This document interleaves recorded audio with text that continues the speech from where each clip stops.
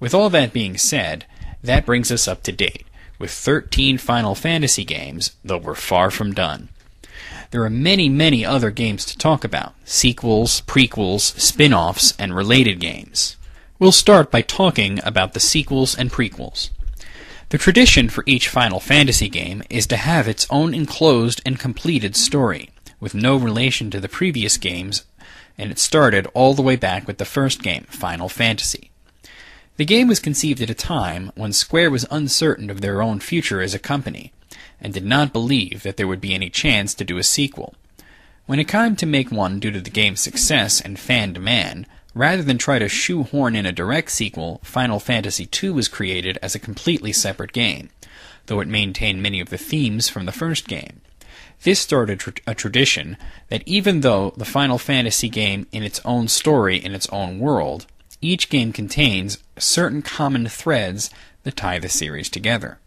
For example, starting with Final Fantasy II, each and every game has a character named Cid, and although none of them are the same person, they usually have something to do with airships. Some re-releases of the original game have even retroactively placed a Cid into that game. Starting with 2, each game would also feature the large yellow birds known as chocobos. And starting with 3, each game would feature the small magical creatures known as Moogles. Other common themes include names such as Gaia, Biggs, Wedge, and Une. Enemies being reused included bosses, summons, certain weapons such as the Excalibur and Masamune, and the various character jobs.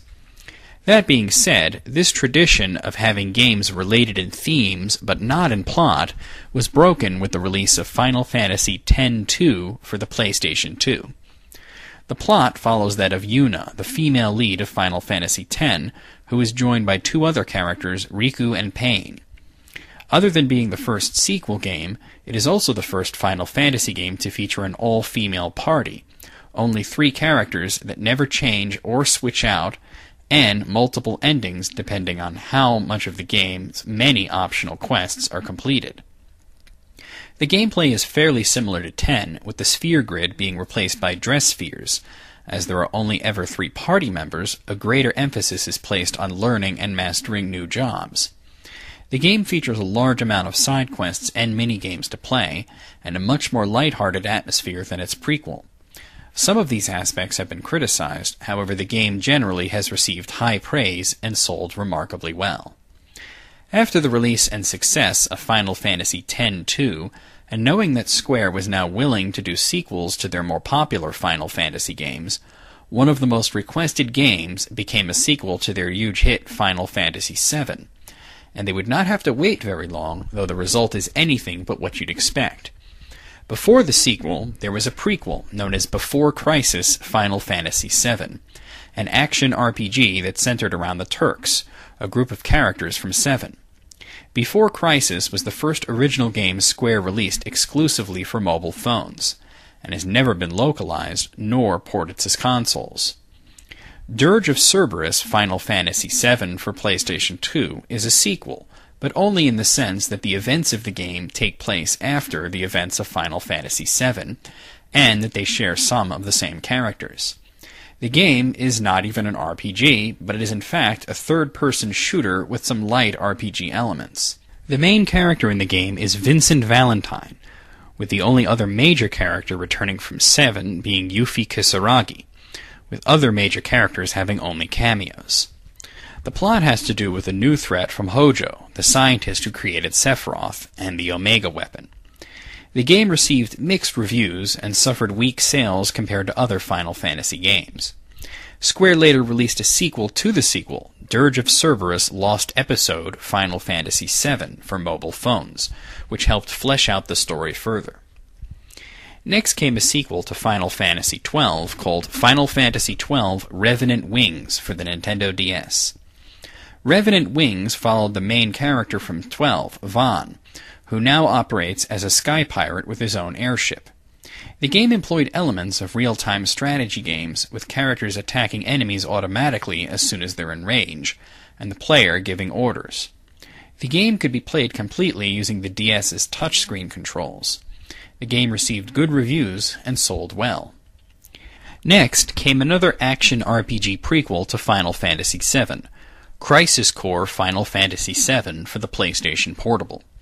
This game ties in much more closely to the events of 7 than before Crisis or Dirge for Cerberus, featuring big roles from characters such as Cloud Strife and Sephiroth. The game's protagonist is Zack Fair, who forms strong bonds with many of the characters from 7. The game ends with the beginning of 7, making it the most direct connection to that game. Crisis Core received mostly good reviews and sold well, with criticisms being leveled mostly at the unskippable cutscenes. Sales were quite strong, though. Crisis Core, along with Before Crisis, Dirge of Cerberus, and the original Final Fantasy VII, and several animated films and shorts, make up the compilation of Final Fantasy VII, a project aimed at expanding on the original game. The most recent sequel is Final Fantasy IV Return of the Moon, a direct sequel taking place some years after Final Fantasy IV and featuring many of the characters from that game. Despite being announced around the same time as the 3D remake of Final Fantasy IV, the game features a 2D look almost identical to the original game, and borrows much of the graphics and music from that game. It was released for mobile phones in Japan, and then later for WiiWare as Final Fantasy IV The After Years.